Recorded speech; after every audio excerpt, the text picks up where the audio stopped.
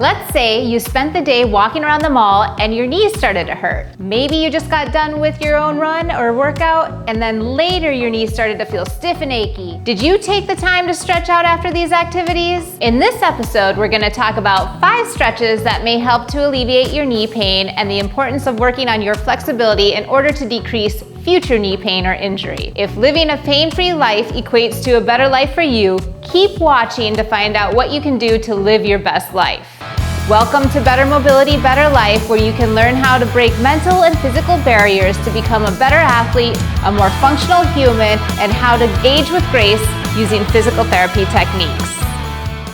There are different causes that can result in knee pain, but often it's the soft tissue structures that are tight or weak resulting in pain in the knee. When knee pain comes on, we think it has to be something in the knee giving me this joint pain. The knee, however, is a stability joint responsible for bending and extending in one direction. Often the cause of the pain usually starts in the hips or it could be in the ankles because these are more of your mobility joints. If you have tightness in your hips or your ankles, then this will affect how your knee works and the alignment of the knee. If you sit a lot, you probably have increased tightness in your psoas muscles and your quadriceps, and these are your hip flexors. If you stand a lot or tend to get up from your chair on the same side throughout the day, you may have tightness in your glute muscles, which are on the sides of your hips. Your hamstrings may also be tight from lack of stretching and sitting all day, and that can limit the amount of extension that you have in your knee as you walk. Lastly, your gastroc or your calf muscle, it goes over that knee joint as well, so if you have tightness in that, it can affect how you're walking or what we call the gait cycle. Tightness in any of these muscles can reduce the amount of flexibility you have in your hips and your ankles, and in turn, it can cause pain in the knees.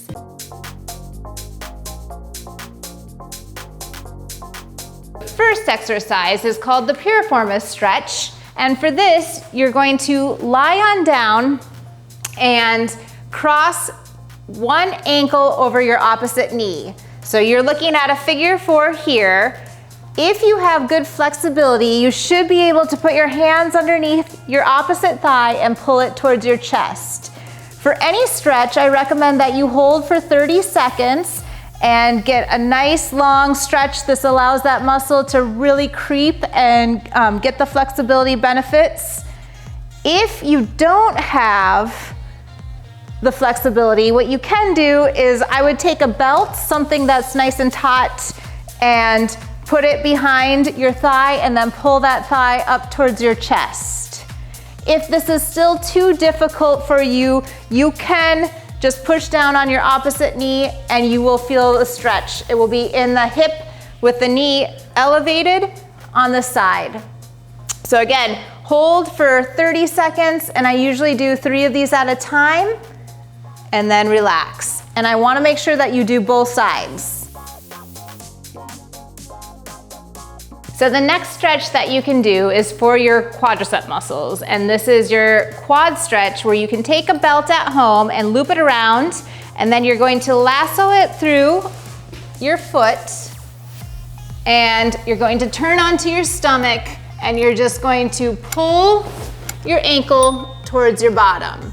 So again here, I'm gonna have you hold for about 30 seconds, and we're gonna do 3 of them on each side. And you should be feeling a nice stretch through the front part of your thigh.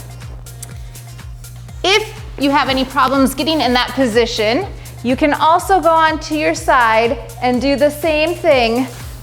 Just make sure to keep that knee pointed straight down, and you can pull this way. You might get a little bit more flexion. You might get a little bit more of a stretch in the front part of your hip because you go back into a little bit of extension. And just make sure that you engage the abdominals so you don't feel any pressure in that back. All right, so the next one is the hamstring stretch. And this one, you're going to lie down on your back. Again, you're gonna use the belt and you're gonna put it on your foot. And you're going to extend that knee as much as you can, and you're just gonna pull straight up in the air. If you have any back problems, I recommend that you bend the other knee. This will keep your spine more in a neutral position along that mat. and you're gonna hold for 30 seconds up in the air. You should be feeling that stretch in the back part of the thigh here. And again, make sure to do 3 on each side. All right, for this stretch, we're stretching your hip flexor, the muscle in the front part of your hip. You're going to get into a lunge position. Make sure that your knee does not go in front of your toe, and you can bring your heel of that back foot up off.